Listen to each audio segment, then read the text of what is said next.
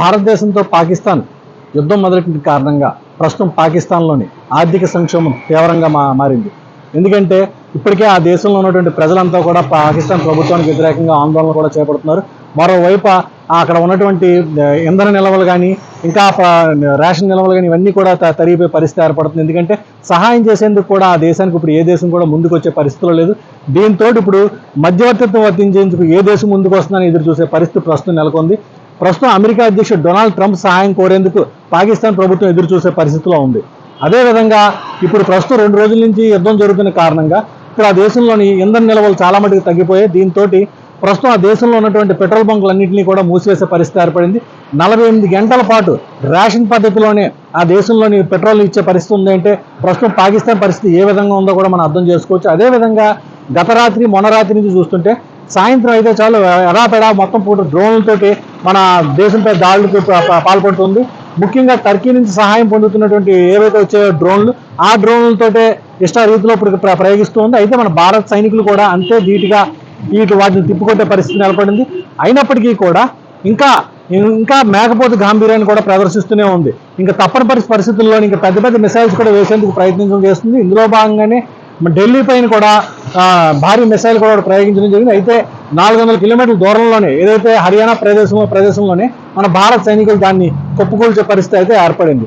అయితే ఇది ఎలా ఉంటుండగానే ఇప్పుడు ముఖ్యమైన ప్రాంతాలు ఏవైతే పాకిస్తాన్ టార్గెట్ చేసిందో ఆ ప్రాంతాలన్నింటిపై కూడా గట్టి నిఘా కూడా ఏర్పాటు చేయడం జరిగింది. అయితే ఇప్పుడు తూర్పు తీరంలో ఉన్నటువంటి విశాఖపట్నం కూడా ఒక ముఖ్య కేంద్రం. ఎందుకంటే ఇక్కడ మేజర్ పోర్ట్ కూడా ఉంది. ఇప్పటికే దేశంలోని మేజర్ పోర్టులోని ఇక్కడ విశాఖపట్నం పోర్ట్ కూడా చాలా మేజర్ పోర్ట్ అని చెప్పాలి. ఈ వాటర్ రేవును దెబ్బతీసేందుకు 1971లోనే పాకిస్తాన్ తన జలాంతర్గామితో దాడి చేసే ప్రయత్నం చేసింది, ఘాజీని ప్రయోగించింది.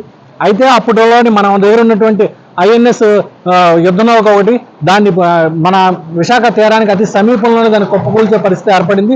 ఆ అవశేషాలు కూడా ఇప్పటికీ ఇంకా విశాఖ తీరంలోనే ఇంకా ఉన్నాయి. వాటిని ఇప్పుడు ప్రదర్శనగా కూడా ప్రజలకు చూపిస్తున్నారు. అయితే ఇప్పుడు ఈ నేపథ్యంలోనే మరోసారి మన విశాఖ తీరంలోని మళ్ళీ ఇంకా దాడి చేస్తుందేమో అని చెప్పి హై అలర్ట్ కూడా ప్రకటించారు. ముఖ్యమైన ప్రాంతాల్లో గస్తీ ముమ్మరం చేస్తున్నారు. విశాఖ విమానాశ్రయంలో కూడా CRPF బలగాలను మోహరించారు. క్షుణ్ణంగా ప్రతి వాహనాన్ని కూడా లోపలికి వెళ్ళేవి బయటకు వచ్చే కూడా క్షుణ్ణంగా తనిఖీలు కూడా చేస్తున్నారు. ఇంకా మన ఓడరేవు వద్ద కూడా భారీగా బందోబస్తు ఏర్పాటు చేయడం జరిగింది.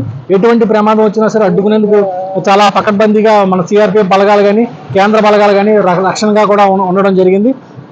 అలాగే మన పోర్టు వద్ద కూడా CRPF బలగాలను మోహరింపు కూడా జరిగింది. అలాగే విశాఖలో ఉన్నటువంటి ఇంకా మేజర్ సంస్థలు ఏవైతే ఉన్నాయో HPCL రిఫైనరీ, ఇక్కడ ఇది మన దేశంలోనే అతిపెద్ద రిఫైనరీ. ఇక్కడ ఈ సంస్థ కూడా భారీగా బందోబస్తు ఏర్పాటు చేయడం జరిగింది. అదేవిధంగా BHEL సంస్థ కూడా మన విశాఖలోనే ఉన్నది. అలాగే దాంతోపాటు షిప్ యార్డ్, మన యుద్ధ నౌకల తయారీ, అలాగే ఇంకా పెద్ద పెద్ద వాహనాలన్నీ కూడా యుద్ధ నౌకలన్నీ కూడా ఇక్కడ తయారవుతుంటాయి. ఇంకా షిప్ రిపేరింగ్ కూడా ఇక్కడే జరుగుతుంటుంది. దానికి కూడా ప్రొడక్షన్ చాలా భారీగా ఏర్పాటు చేయడం జరిగింది.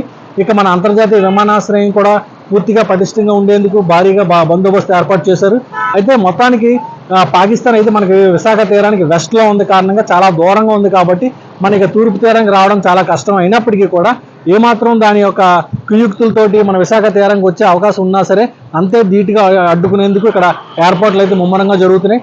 ముఖ్యంగా మన ఫిషింగ్ హార్బర్ వద్ద కానీ అలాగే మన మత్స్యకారులు ఏమైనా వేటకి వెళితే మాత్రం అక్కడ వాళ్ళకు కూడా ఏమైనా అనుమానాస్పదంగా ఏమైనా బోట్లు ఏమైనా కనిపిస్తే మాత్రం ఖచ్చితంగా వెంటనే మన సైనికులకు కానీ మన ఇండియన్ నేవీకి కానీ సమాచారం ఇవ్వాలని చెప్తున్న ఇప్పటికే సూచనలు కూడా జారీ చేశారు. కాకపోతే అదృష్టవశాత్తు ప్రస్తుతం జూన్ 15వ తేదీ వరకు కూడా మత్స్యకారులు వేట నిషేధం ఉన్న కారణంగా బోట్లు ఏవి కూడా సీలోకి వెళ్ళట్లేదు. కాబట్టి ప్రస్తుతం ఇప్పుడు మొత్తం విశాఖ తీరం అంతా కూడా నిర్మానుష్యంగానే ఉంది. ఎటువంటి సంఘటనలు అవాంఛనీయ సంఘటనలు కూడా చోటు చేసుకునే అవకాశం అయితే కనిపించట్లేదు. మరోవైపు కోస్టల్ బ్యాటరీ చుట్టూ కూడా యుద్ధ నౌకలు అలాగే మన కోస్టల్ సెక్యూరిటీ ఫోర్స్ మొత్తం వీళ్ళంతా కూడా పహారా కాస్తూనే ఉన్నారు. ఎందుకంటే ఈస్టర్న్ నేవల్ హెడ్ క్వార్టర్స్ కూడా ఇక్కడే ఉంది. ఇక్కడ కొన్ని శిక్షణా తరగతులు ఏదైతే జెట్ ఫైటర్స్ శిక్షణా తరగతులు కూడా విశాఖ తీరంలో జరుగుతుంటాయి. అలాగే ఇక్కడ భారీగా జెట్ ఫైటర్స్ కూడా విశాఖ INS డాగాలో కూడా ఉంటుంటాయి. కనుక ఇక్కడ కూడా రక్షణ చాలా భారీగానే ఉంది. అయితే ఇప్పటికే పాకిస్తాన్ ఏవైతే దాడులు అయితే చేస్తుందో వాటి సమర్థంగా తిప్పి కొడుతున్నప్పటికీ కూడా మన భారతదేశం ఇంకా వాటి ఆర్థిక మూలాలపై దెబ్బతీసేందుకు ప్రయత్నం చేస్తూనే ఉంది. ఇది తట్టుకోలేక పాకిస్తాన్ మన దేశ పౌరులపై కూడా దాడులు చేసేందుకు తెగబడుతుంది. డ్రోన్ సహాయంతో మన బోర్డర్లో సమీపంలో ఉన్నటువంటి జైసల్మేర్ అలాగే మన దగ్గరలో ఉన్నటువంటి కొన్ని ప్రాంతాల పూంచ్ ఇలా కొన్ని ప్రాంతాలపై దాడులు చేసింది. పూంచ్ పరిసరాల పాఠశాలపై కూడా దాడులు చేయడంతో ఇద్దరు చిన్నారులు అంటే స్కూల్ విద్యార్థులు మృతి చెందడం జరిగింది. నిన్నటి వరకు కూడా 36 ప్రాంతాల్లో పాకిస్తాన్ మన దాడులు చేయడం జరిగింది. వాటిని అయితే తిప్పు కొడుతున్నప్పటికీ కూడా ఆయన ఇంకా కవ్వింపు చర్యలు పాల్పడుతూనే ఉంది. సో భారతదేశం మరింత గట్టిగా బుద్ధి చెప్పేందుకు ఇప్పటికే మన దేశ ప్రధానితో పాటు త్రివిధ దళాధిపతులంతా కూడా సమావేశం అయ్యారు. ఏ క్షణంలో సరే ఏ నిర్ణయం తీసుకొని ఇంకా మరింత బలంగా దాడి తీసేందుకు ప్రయత్నాలు జరుగుతూనే ఉన్నాయి. ఈ నేపథ్యంలోనే ఇటు పాకిస్తాన్ అధికారులంతా అలాగే ప్రభుత్వం కూడా సహాయం కోసం ఇప్పటికే అమెరికా అధ్యక్షుడిని అర్థించే పరిస్థితి ఏర్పడింది. కనుక మరి మధ్యవర్తిత్వం చేస్తాడా చేయడా అనేది ఇప్పుడు మనం వేచి చూడాల్సిన పరిస్థితి.